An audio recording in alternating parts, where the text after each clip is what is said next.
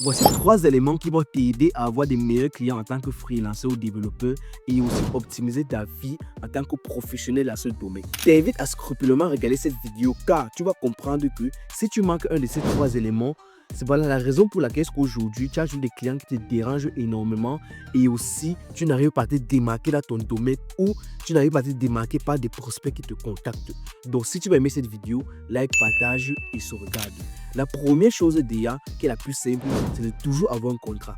Avant de débuter un projet, rassure-toi que tu envoies un contrat détaillé de comment tu travailles à ton prospect.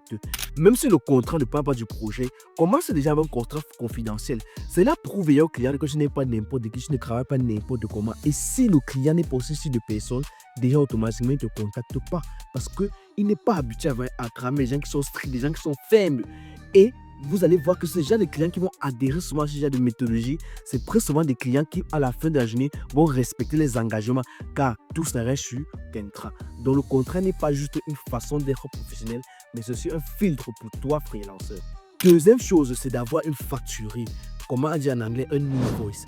Ne pas étudier un client que bon, aujourd'hui, ce que tu m'as envoyé là, je pense qu'on peut commencer avec 100 000 et après tu vas commencer à me développer. Non, non, non, non, vous ne devez pas faire ça. Quand un client t'a expliqué son projet, ce que tu dois faire, c'est quoi? Tu prépares un invoice qui détaille clairement comment tu vas développer son application après avoir envoyé le cahier des charges, bien sûr. Comment tu vas développer son application, les fonctionnalités. Est-ce que tu vas facturer en termes de fonctionnalités, en termes de livrables, facturation sera journalière. Il faut clairement expliquer ça au client. Comme ça, demain, quand vous êtes en train de travailler, vous ne retrouvez pas à dire que mais tu me gères comment aujourd'hui? Non. Vous savez que quand je te dis telle fonctionnalité, il doit te payer avant que tu ne continues.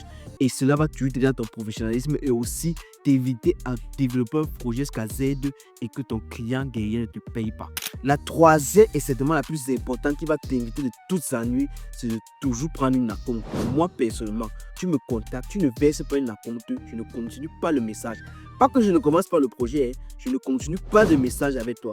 Parce que je pense que si quelqu'un prend ce que je fais en valeur, il va comprendre pourquoi je devrais demander une acompte. Mon temps est facturé. Donc pour que je commence ton projet, il faut que j'ai de l'argent. Ce n'est pas qu'on va voir ce que tu vas faire et je te paye. Non. Enlevez tous ces clients de vos contacts. Si quelqu'un vous dit ça, veut dire qu'il ne vous comprend pas encore à votre juste valeur.